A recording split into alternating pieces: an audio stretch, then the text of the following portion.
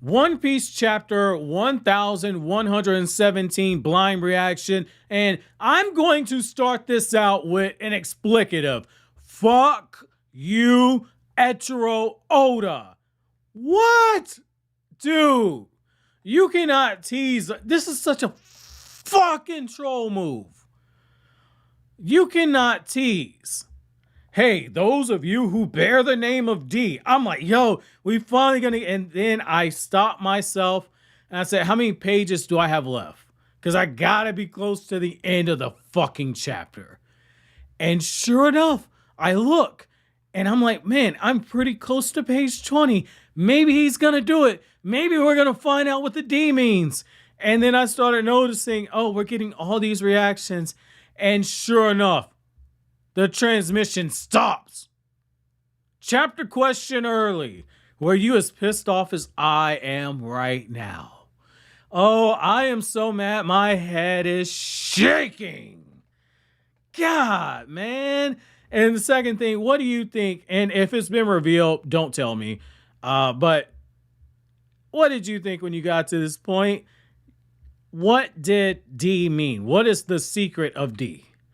Let me know down below, but don't tell me what it means. So let's back things up. So we open up this chapter and we get like the immediate reaction when people like, yeah, you know, we got to get down there to the sea. You know, there might have been like a whole bunch of continents where the whole place was gold. We got to ransack that place. We can make friends with a mermaid. One of my dudes is like, yeah, make friends with a mermaid. That would be awesome.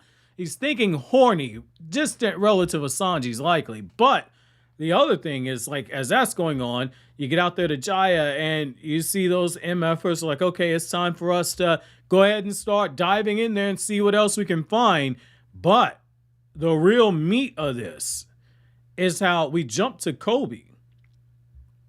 I never thought I would say this because I like Kobe. I do not like Helmeppo. But when we see those two together and Kobe is being checked on, the quiet part gets set out, which is that Kobe says this is leading to a pretty dangerous conclusion.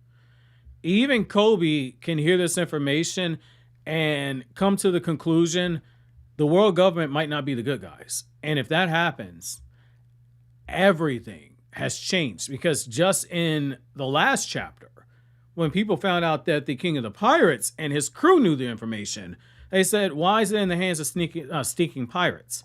And pirates have this huge, huge bad reputation. Rightfully so. They've done some crazy stuff. But can you imagine the outrage that pops up when people realize that the world government has carried out these different atrocities?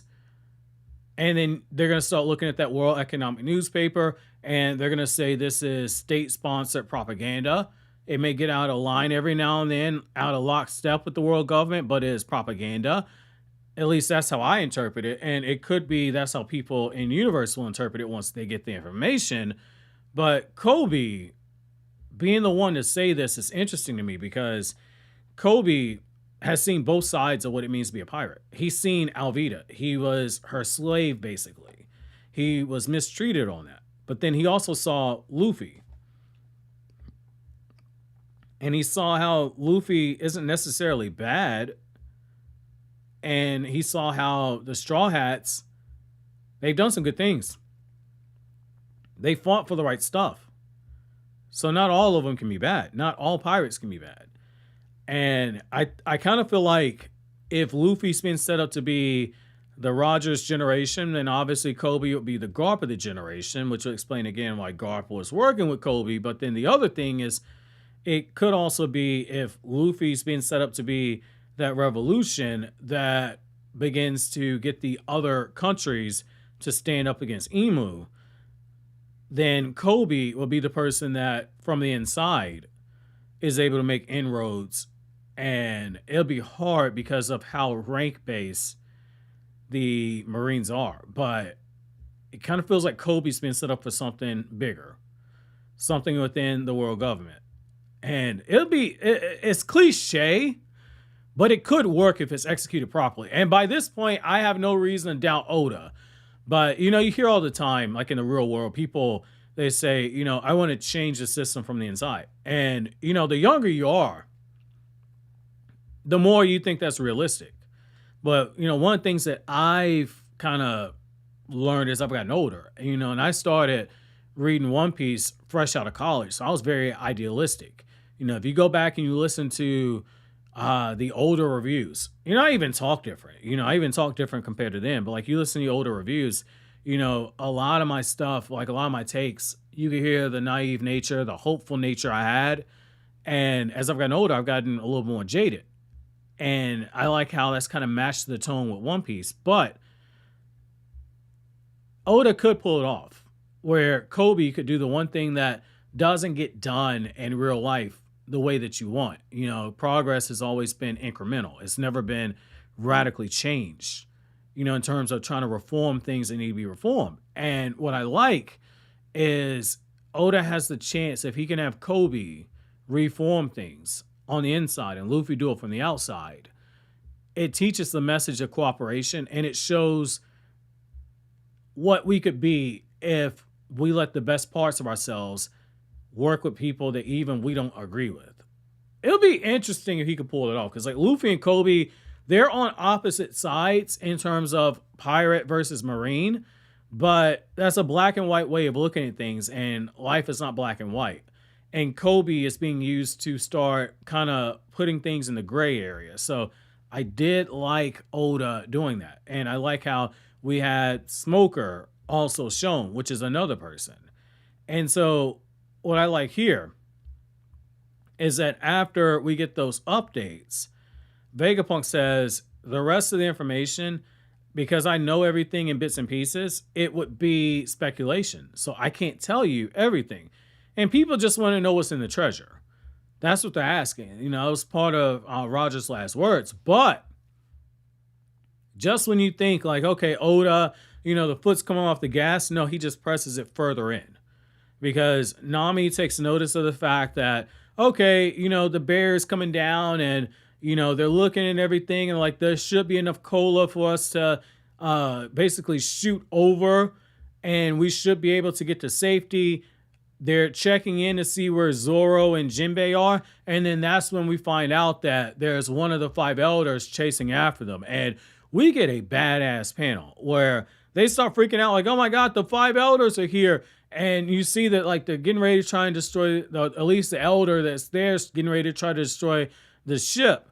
But before he can do anything, Jinbei and Zoro, they work together. They use a combo attack, which launches Zoro into the elder. He has his sword. He's able to block it, but it has enough force, in particular with this sword, that it's able to send the elder flying backwards. It looks like there was some hockey that was used with it just because of the power lines that are on there. And what I like is that Jinbei catches Zoro, and Zoro says, okay, cool. While we got time, let's jump on. Obviously, that elder is going to come back. It's kind of like Big Mom falling from the island that Kaido had back there in Wano. He's going to get back. But what I like here is that now the Straw Hat's getting together. So I do feel like now we're getting towards a end game for Egghead.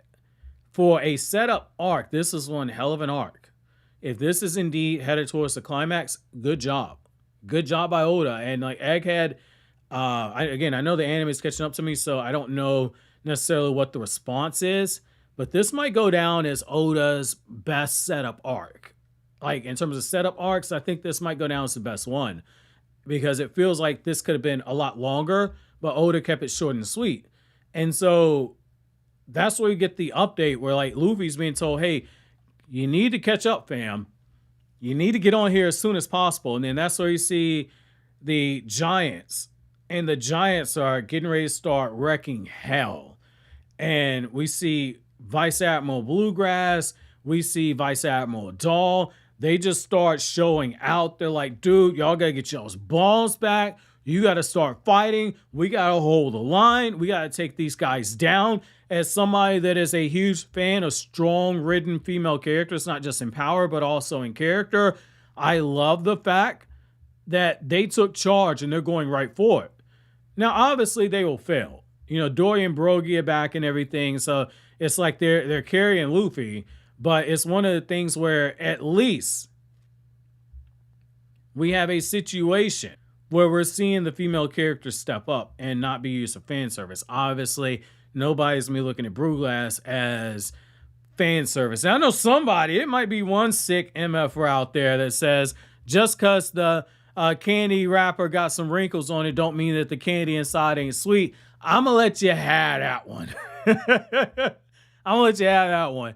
But the other thing that, Luffy takes note of is like, hey, one of the elders that was chasing after us, he's not there anymore. And it's because like the elders, they're like, yo fam, like we got to go after that Iron Giant. We got bigger problems to have. And this is where, as they divert their interest over, Vegapunk starts addressing people with D in the name.